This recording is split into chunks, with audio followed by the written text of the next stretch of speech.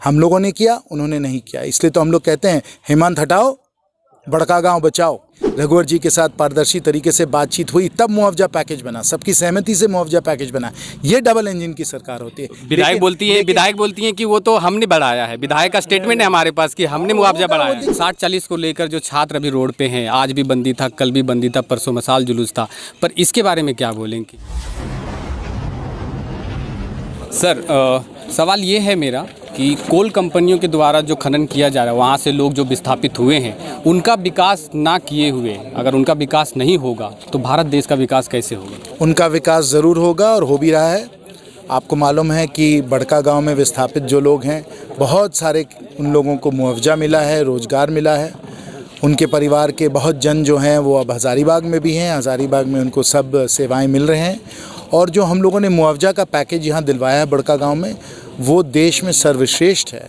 इतना बढ़िया मुआवजा का पैकेज किसी और जगह नहीं मिला है। आज 8 साल से हमारा ज़मीन दिए हैं, 8 साल के अंदर एक रोजगार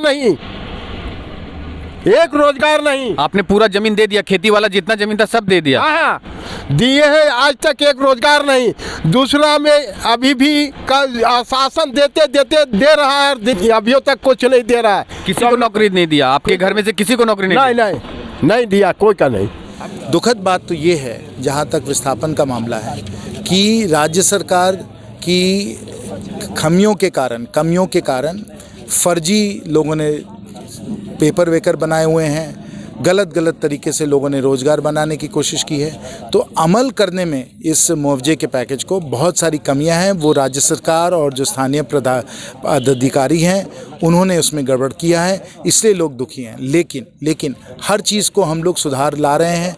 पारदर्शी तरीके से रोज़गार का भी व्यवस्था किया जा रहा है, और अगर किसी को मुआवजा नहीं मिला है तो हम उन सबको मुआवजा दिलवा भी रहे हैं। तो इसलिए बड़े संवेदनशील तरीके से और पूरे ध्यान से जो इस क्षेत्र के लोग हैं, जो प्रभावित हैं, विस्थापित हैं, उनको हम लोग उनके पूरे अधिकार दे रहे हैं। सर, लेकिन आप जैसा कि बोल रहे हैं कि सबको मुआवजा सही ढंग से मिल रहा है, लेकिन ज़मीनी हकीकत कुछ और है। हम लोग लोकल है यहाँ के, तो हम घूमते ही रहते हैं।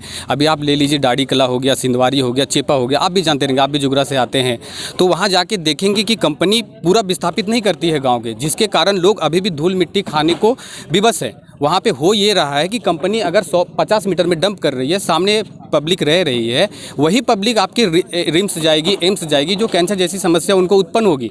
ये भी नहीं देखा जा रहा है कि उनको हटाया ना जाए। आपने दो अलग बातें की। एक विस्थापन का विषय है जिसमें मुआवजा मिलना है। हमने कहा है कि मुआवजा में भी बड़ी कमियां हैं, क्योंकि फर्जी लोग दस्तावेज़ बना देते हैं, गलत लोगों को मिल जाता है। वो एक कमी है, क्योंकि राज्य सरकार के जो अधिकारी हैं उनकी धांधलेबाजी चलती है, उनकी कमीशनखोरी और रिश्वत वगैरह का पूरा एक प्रक्रिया बना हुआ है। वो बहुत एक दिक्कत वाली बात है। उस पर हम लोगों ने बहुत कार्रवाई की है। आपको मालूम है, सीबीआई जांच भी हो रही है इस विषय पे, और जहाँ जहाँ हम लोगों को समान सबूत मिला है, प्रमाण मिला है, हम लोगों ने उस पर कार्रवाई की है। तो एक ये विस्थापन का विषय है। दूसरा विषय जो है वो है प्रदूषण का विषय, वो है धूल गर्दा का विषय, वो है ट्रैफिक का विषय। ये अलग विषय है। जहाँ भी ये सब चीज़ें हो रही हैं, चाहे प्रदूषण हो, चाहे ट्रैफिक हो, वहाँ हम लोगों ने रोक लगाई है। वहाँ हम लोगों ने सबको बहुत सुविधाएं देने की कोशिश की है। और अभी भी कहीं भी अगर आपको दिखाई देता है कि इस प्रकार से किया जा रहा है, आप लोग आइए, हमको बताइए, लिखित दीजिए। हमारे पूरे संगठन के लोग मौजूद हैं, सांसद प्रति मौजूद हैं। आप दीजिए, हम लोगों को बताइए, हम लोग सुधार लाएंगे। सर, एक चीज़ और था कि यहाँ के जो स्थानीय विधायक से अगर पूछा जाता है कि आप यहाँ पे कंपनी के द्वारा कुछ भी काम नहीं किया जा रहा है, जैसे कि उनको अगर जो भी सोशल काम करने हैं, क्योंकि अगर स्कूलें तोड़ दी जा रही है, तो उसको कहीं और 10 किलोमीटर 15 किलोमीटर शिफ्ट कर दिया जा रहा है, तो वो स्कूल का लोड बढ़ जाता है। जैसे कि अगर 4 गाँव विस्थापित हैं और 5वें विस्थापित स्कूल के बच्चे को वहीं पर डाल दिया जाता है, तो वो भी बच्चे पढ़ नहीं पाएंगे, क्योंकि शिक्षक की कमी ऑलरेडी है। तो ये भी एक समस्या नहीं हो रही। लेकिन जब अगर स्थानीय विधायक से अगर पूछा जाता है, तो ये सारा ठिकरा आपके ऊपर फोड़ देती हैं, केंद्र के ऊपर फोड़ देती है। तो अगर आम पब्लिक अगर जाए तो किसके पास जाए? नहीं, आम पब्लिक को अगर आना है तो विधायिका जी के पास भी आए, मेरे पास भी आए। वास्तविकता क्या है? वास्तविकता ये है कि शिक्षा, स्वास्थ्य, ये सब सेवाएं जो हैं वो राज्य सरकार की जिम्मेवारी हैं। कोयले के द्वारा आपको रॉयल्टी भरपूर मिल रही है, चाहे वो डीएमएफटी यानी जिला खनिज मद के द्वारा या राज्य सरकार को जो रॉयल्टी मिलती है। अतिरिक्त रॉयल्टी राज्य सरकार के पास भी जाती है, जिसमें ये सब जो काम है, शिक्षा के काम है, स्वास्थ्य के काम है, सड़क के काम है, उसको उनके पास भरपूर पैसे हैं जो उनको करें। तो विधायिका जी का ये कहना कि सब केंद्र का काम है, गलत बात है। हर चीज़ जो है जो ज़मीनी तौर पे उतारी जाती है वो राज्य सरकार के द्वारा भी जाती है। और जहाँ तक जिला खनिज का मद का सवाल है, जो केंद्र सरकार का पैसा है उसको भी अमल करने के लिए जिला प्रशासन, राज्य सरकार का प्रशासन उसको करना पड़ता है। तो जहाँ बिजली, सड़क, पानी, स्वास्थ्य, शिक्षा, कृषि क्षेत्र, ये सब जो काम है ये सब राज्य सरकार की जिम्मेवारी है। ये सुन लीजिए एक बार फिर, ये सब राज्य सरकार की जिम्मेवारी है, मुखिया जी की जिम्मेवारी है, विधायक जी की जिम्मेवारी है, जिला पार्षद की जिम्मेवारी है।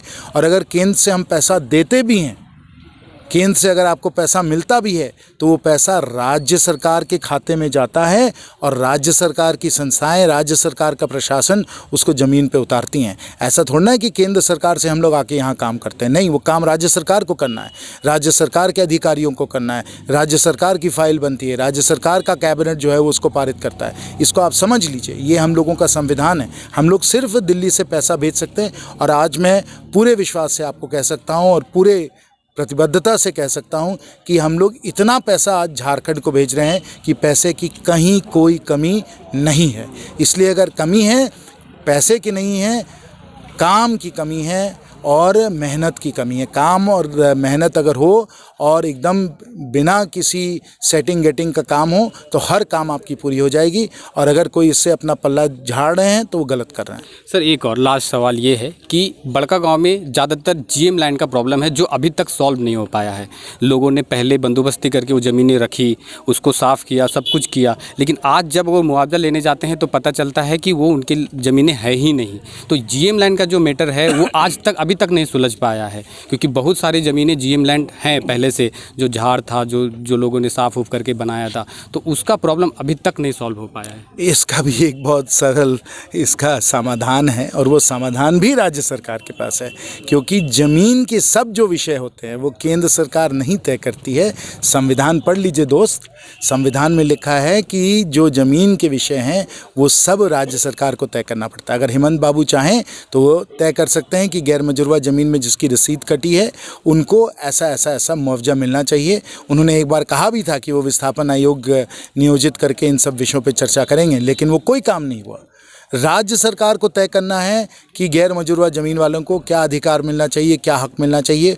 उनको फिर प्रशासनिक तौर पे ये तय करना चाहिए कि अधिकार किसका है, किसके नाम से वो गैर मजुरवा ज़मीन है, वो सर्वे करना है, वो अंचल को काम करना है। ये सब राज्य सरकार के जिम्मे है और राज्य सरकार को ये सब तय करना है। एक बार राज्य सरकार तय कर ले कि गैर मजुरवा ज़मीन पर ये लोगों का अधिकार है, ये उनका हक है, तो केंद्र से जो पैसे आते हैं, जैसे कोयला के लिए या राष्ट्रीय मार्ग के लिए जो पैसे आते हैं भूमि अधिग्रहण के लिए, वही जाएंगे गैर मजुरवा वालों के पास जाएंगे।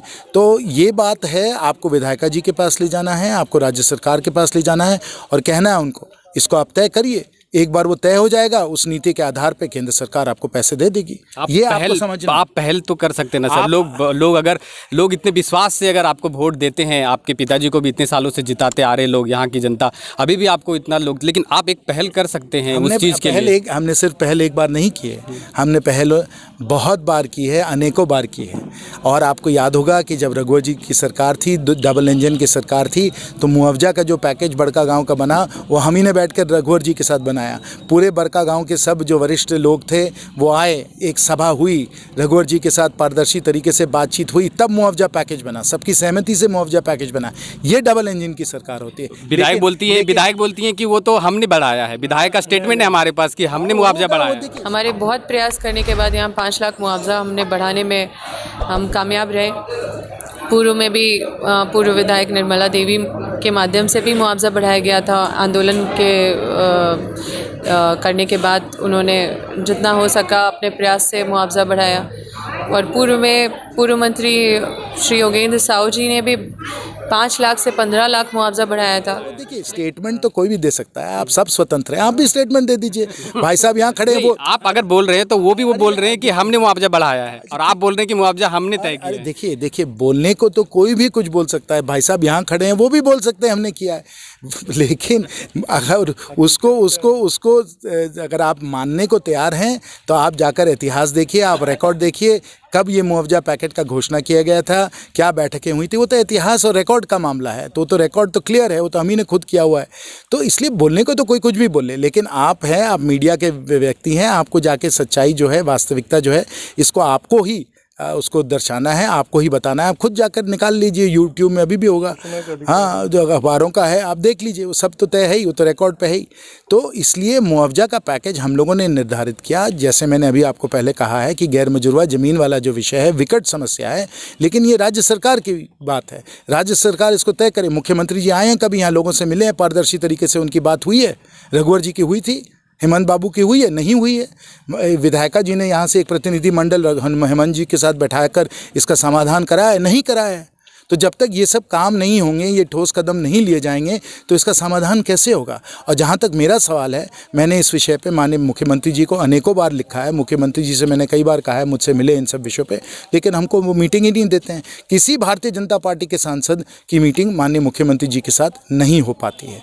और अगर माननीय मुख्यमंत्री जी जो यहाँ के जो ज्वलंत मुद्दे हैं उन पर ध्यान नहीं देंगे, आपकी पीड़ा को नहीं समझेंगे, तो इसका समाधान नहीं हो पाएगा। हम लोगों ने किया, उन्होंने नहीं किया, इसलिए तो हम लोग कहते हैं हेमंत हटाओ, बड़का गांव बचाओ। सर एक और लास्ट की, ये 60-40 को लेकर जो छात्र अभी रोड पे हैं, आज भी बंदी था, कल भी बंदी था, परसों मसाल जुलूस था, पर इसके बारे में क्या बोलेंगे? इसके बारे में आप देख रहे हैं कि रोजगार के क्षेत्र में राज्य सरकार फेल है, राज्य सरकार फेल है। उदाहरण के तौर पे जब रघुवर जी चला रहे थे सरकार, तो हम लोगों ने एक टेक्सटाइल पॉलिसी बनाई जिसके तहत हजारों लोगों को, कुछ लोगों को हज़ारीबाग में, कुछ लोगों को मेज़रा में, वहाँ टेक्सटाइल की फैक्ट्रियाँ खुली और हजारों लोगों को वहाँ रोज़गार मिला। आज के समय वो सब टेक्सटाइल की फैक्ट्री लगभग बंद हो चुकी हैं, हजारों लोगों की नौकरी चली गई। जब रोज़गार का सृजन ही नहीं हो रहा है, जब इंडस्ट्रियल पॉलिसी पे कोई सोच ही नहीं हो रही है, जब युवाओं को ये सब अवसर नहीं मिल रहे हैं, तो लोग तो नाराज़ होंगे ही होंगे ना, और हर विषय पे फिर नाराज़गी होगी। तो ये दिक्कत है।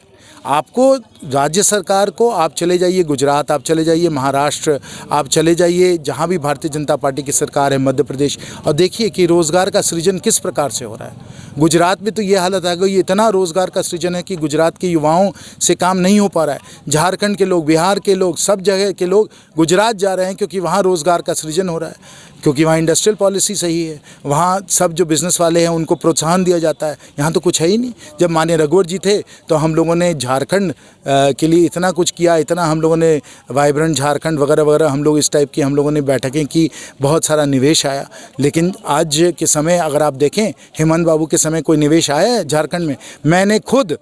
मैं आपको बता दूं, मैंने खुद पतरातू थर्मल पावर प्लांट के लिए रघुवर जी और मोदी जी से मिलकर 20,000 करोड़ का निवेश हम लोगों ने पतरातू थर्मल पावर प्लांट के लिए हम लोग आए हैं। आगे के दिन वहाँ 20,000 करोड़ और निवेश आएगा। आज 4,000 लोग वहाँ काम कर रहे हैं, रोजगार का सृजन हुआ पतरातू थर्मल पावर प्लांट के कारण। आगे के दिन 2,000 लोगों का और वहाँ सृजन होने वाला है। ये केंद्र की संस्था है, ये NTPC के द्वारा किया जा रहा है। हजारों लोगों को वहाँ नौकरियाँ मिली हैं। आपके बगल में, आपके पड़ोस में बड़का गांव से पतरातू जाइए और देखिए कितने हजारों लोग वहाँ काम कर रहे हैं। तो साथियों, इस प्रकार से सही नीतियों के द्वारा और सुशासन के द्वारा रोजगार का सृजन होता है। जब आप कुशासन कर रहे हैं और सिर्फ भ्रष्टाचार कर रहे हैं तो यही नतीजे होंगे। चलिए, आप देख रहे थे, ये हैं हजारीबाग के सांसद जयंत सिन्हा जी। ये यहाँ पे आज तलस्वार पंचायत में आए थे, इनका जो भी सभा था वो किए। हमने जो सवाल किए उन्होंने जवाब दिए कि वो आपको सोचना है, आपको कमेंट करना है कि क्या वो जवाब उन्होंने दे पाए या नहीं दे पाए। तो मेरा नाम है अमित, आप देख रहे थे पंचायत न्यूज़। नमस्कार।